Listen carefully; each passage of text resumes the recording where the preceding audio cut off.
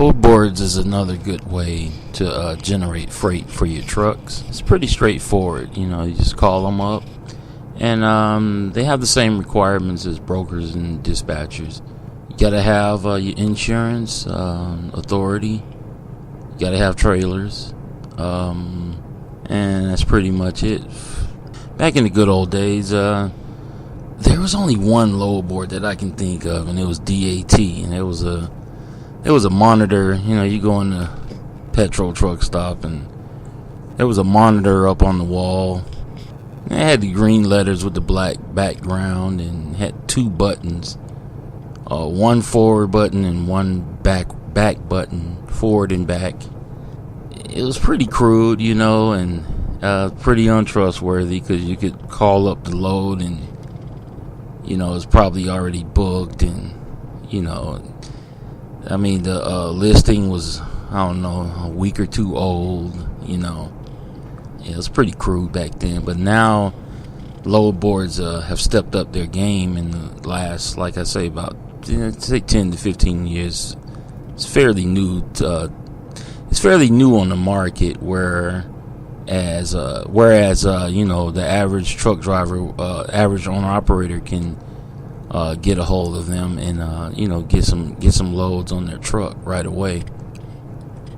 The ones that I see frequently, like I said, you got DAT, which I think now is DAT 360. You got Internet Truck Stop. You got Uber Freight, Coyote Logistics, Trucker Path, Convoy, Haul Hound, JB Hunt 360, Celadon Logistics, US Express, Werner Freight, Landstar Board.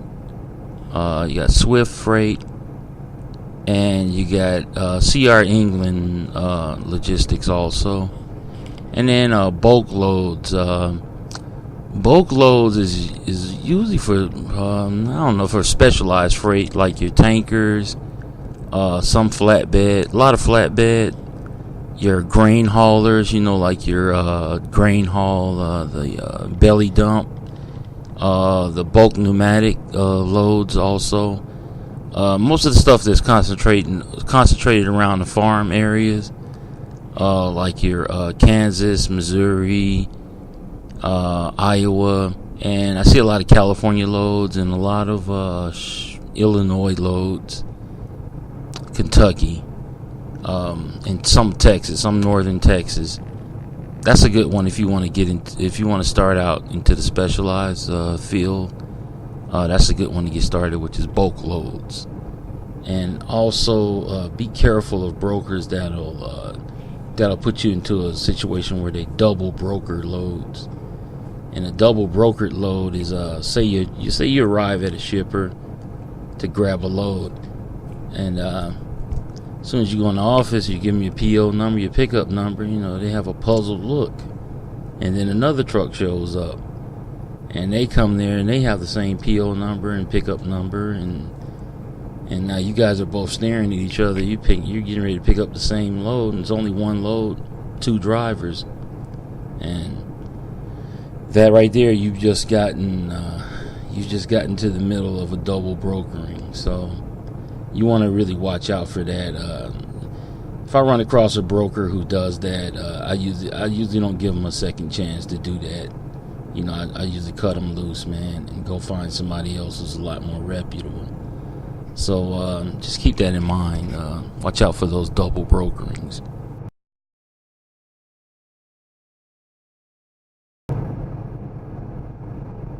Shipper Direct Freight is, in my opinion, this is the ultimate position that you can be in.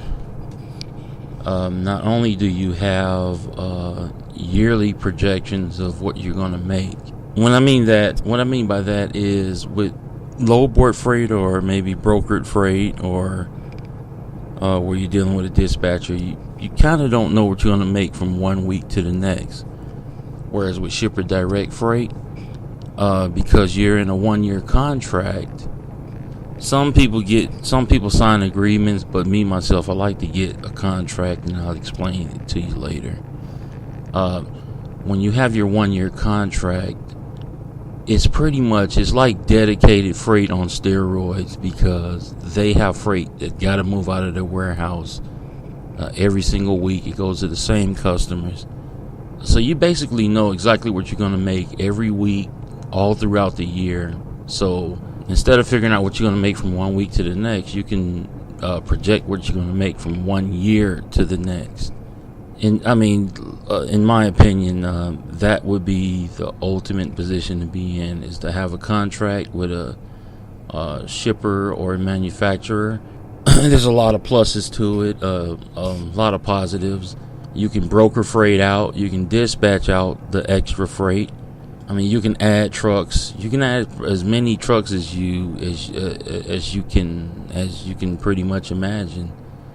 I mean, the possibilities and the positives are endless when it comes to shipper direct freight.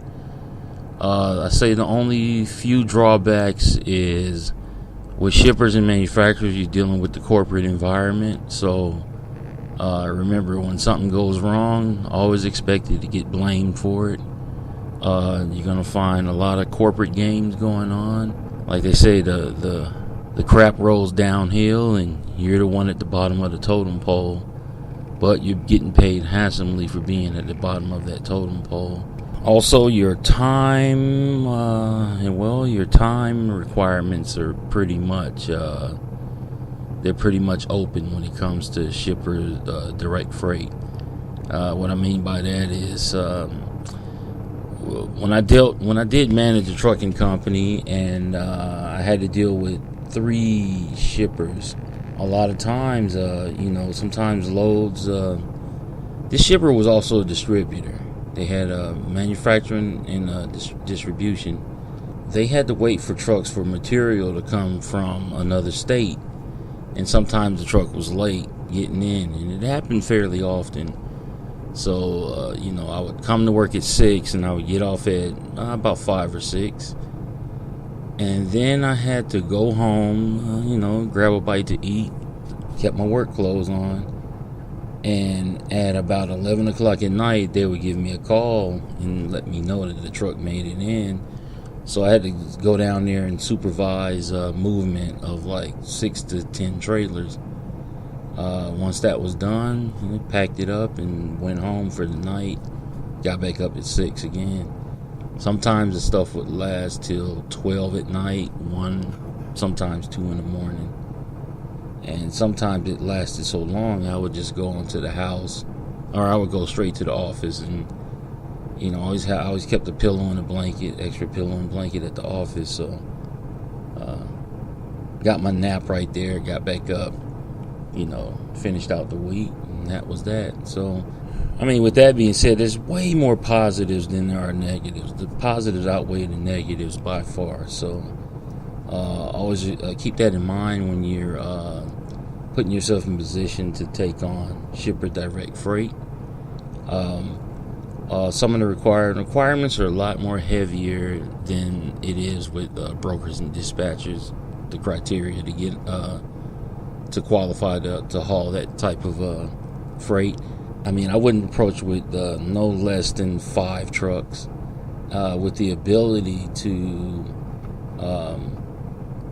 have access to more than 20 to 30 trucks, meaning that you partner up with other smaller trucking companies or some bigger trucking companies, so that when there's a lot of freight that need to be moved, you can call on your network and get that freight moved. If you get caught up enough times where you can't move the shipper's freight, they will cancel your contract and essentially get you off their property and bring somebody else in who can get the freight moved. A lot of bigger manufacturers, they like dealing with the smaller companies because in their mind they have a lot more control. And a lot of times that's what you want them to think, is that they have supreme control over you, when actually, it's kind of 50-50. So, yeah, guys, that's my take on Shipper Direct Freight.